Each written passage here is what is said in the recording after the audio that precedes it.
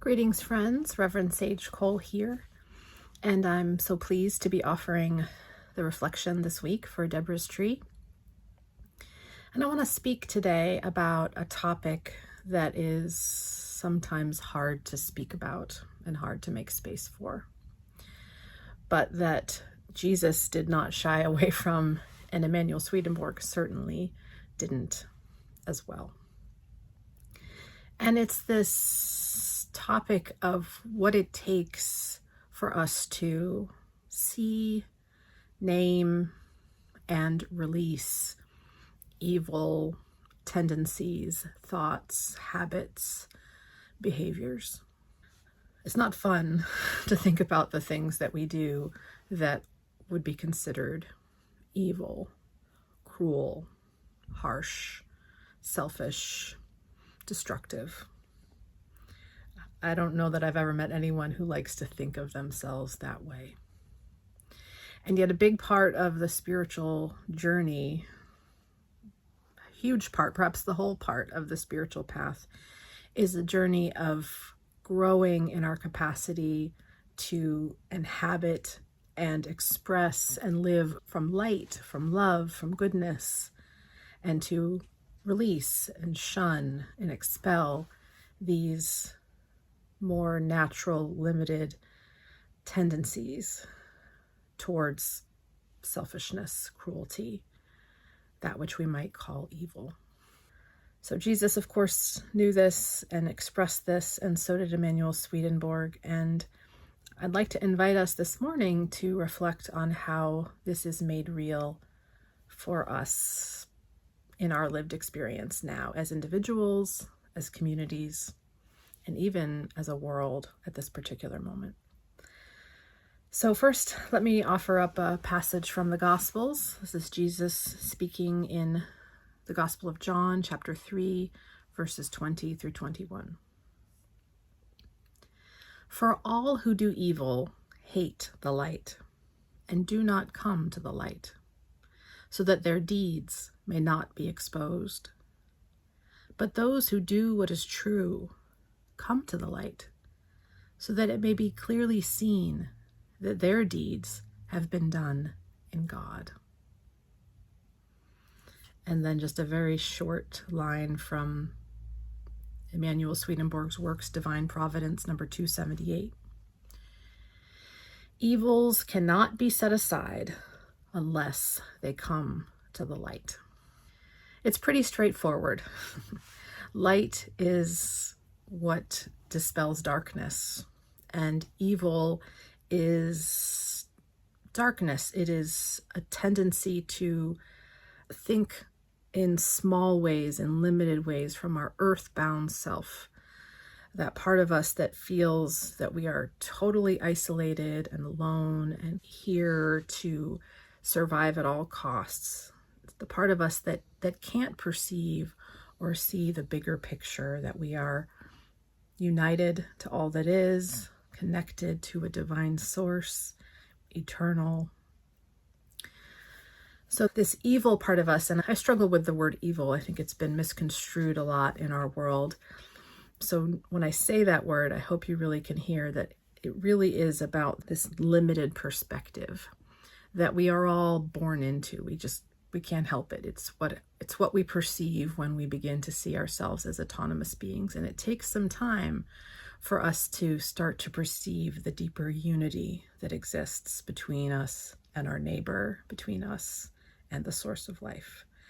So the fact that we have evil in us it's by design, in a sense. No one escapes that limited perspective, at least no one that I have met. Perhaps there are some who've been born and have escaped that drama, or have gotten to a point of their evolution where they've escaped that drama. I don't know.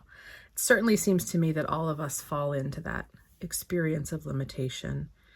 And if you're anywhere near where I'm at right now, you're at a place of breaking through that limitation. You're at a place of beginning to perceive the unity of life, the divinity of life, and to come into this stance of love, of, like we hear from John, chapter 3, verse 21, where we begin to see that the deeds of goodness that we are able to do are done in God.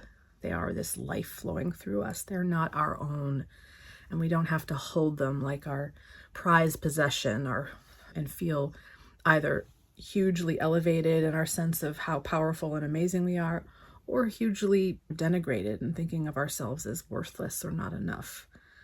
When we begin to recognize that unity, it also comes with some equanimity, where we just see ourselves as one with everything, and we don't take ourselves so seriously. But until we get into that point, we're bound in these more limited, evil perspectives, painful perspectives, where we feel very separate.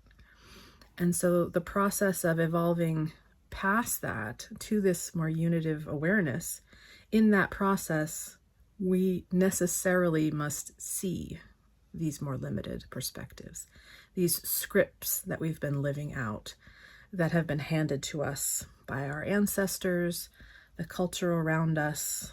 We inherit these things from so many places, and each of us has a particular type of evil that we are most prone to, a type of limited perspective. And again, it's not our fault, it's not a problem, it's just the way things go along. And what I want to speak to you about today is how we respond in that moment when these limited evil tendencies begin to come into the light. I know I am at that moment right now in my journey where I am coming to become aware of a lot of layers of limited perspectives that I have carried, limited senses of who I am and my responsibilities, my sense of identity, my sense of what I'm responsible for, a lot of which, while perhaps some would see them as good, I am beginning to recognize a lot of it does have to do with how I hold myself as separate from others and as at odds with other people, unable to, and that these identities keep me from real living mutual relationship, which is what I long for and I want. And every time a new thing comes up where I begin to see these more selfish tendencies, these fearful tendencies, it's a very fraught moment. I've been struggling for several days now with some deep discomfort in my stomach, which feels very tied to an awareness coming into view of how I have been living and the limitations of that, the evil that has been a part of that mode of operating. It's tempting when we begin to see these parts of ourselves to despair, to feel a sense of wanting to retreat, wanting to look away, or wanting to condemn, wanting to jump into a stance of, oh my gosh, I'm the most horrible human that ever walked the planet and I should be sent away. A lot of energy gets stirred up when our awareness grows to the point where we're able to see these lower states. And that's not very surprising. The passage from John speaks to why that is. Those who do evil hate the light and do not come to it. So these parts of us that have been caught up in evil, separate, competitive, cruel behaviors, fearful behaviors and ideas, they don't want to see the light. They don't want to be exposed. That exposure will mean their end. And so that can stir up a whole lot of energy. It can stir up a whole lot of suffering and pain. And I really wanted to make this video today because it's so comforting to me when I hear someone speak to that, especially when I'm in the midst of that pain. And if you're in the midst of that pain, if you're feeling discomfort and feeling questioning, looking at yourself and feeling a lot of negativity towards I really want to encourage you to recognize that you're actually at a powerful moment of transformation, that your ability to see that negativity means that it is on its way out, because that negativity, that evil, that all of that limited identity that you've been carrying, that you're now seeing and witnessing, once you see it, once the light shines on it, it can't stand. Evils cannot be set aside unless they come to the light. So once they come to the light, they can be set aside. And it's not that you're becoming a worse human being now that you're seeing these things. It's actually what's more true is that up until now, you have been operating from those ideas unconsciously. And it didn't cause you any discomfort because it was just what you accepted to be true about who you are.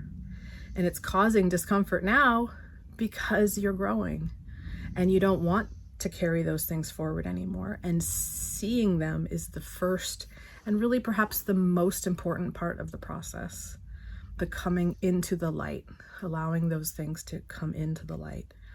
And once they do, God will work on them. They can't be unknown once they're known. That's the power of the light.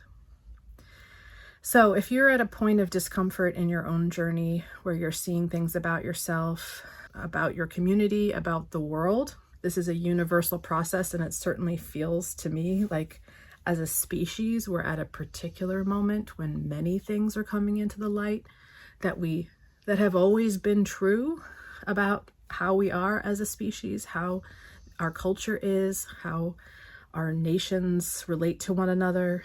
It's always been true, but it's been hidden. It's been obfuscated. It's not been in the lead. And now it's really coming into the light, and it's deeply painful. And some of us do want to kind of despair and say, where everything used to be fine, what's happening? But I would suggest to you that what's more true is that no, everything didn't used to be fine. But now the things that were that have always been problematic are being exposed. And that this is as I said, the evils don't like the light. So there's a lot of energy. There's a lot of activity that happens when this evil begins to be exposed. And I just encourage you in that moment of exposure, whether you're experiencing it on a personal level or on a societal level, that you take comfort in the fact that the light is dawning, that there's an opportunity now that you see these ways of being and you can see them clearly, that you can now set them aside and you can turn towards the light. And not only can you, but you are. This process of growth, of evolution, of our expanding consciousness, of our regeneration, this process is unfolding through God's efforts. And we're just a part of the play. So it's happening, whether you like it or not. And perhaps the one thing we can do along this journey is know what's happening. This is part of why we have divine revelation, so that we can have a sense of what's happening. We can normalize it, and we can honor the place that we're in. And if anything, this divine revelation gives us the ability to go with the process and to trust God in the process, trust what God is doing in the process, to not despair, to not lose hope, and to not fall into the trap of believing things are getting worse when, truth be told, the possibility of things getting better are actually being made. So that's my message for this week. I hope it speaks to you if you are in this process of coming to see parts of yourself you don't love, or parts of our larger world that you don't love. I pray that you'll see that as an opportunity and recognize that the evil doesn't want to come to the light, so it's going to cause a lot of havoc in its attempts to escape that process. But the good in you, the divine life that lives in you, loves the light. And that part of you is going to guide you forward. It's going to guide all of us forward to see the evils that have been, set them aside, and move forward together. That is my prayer for myself. It's my prayer for you, and it's my prayer for our larger world. Many blessings, friends.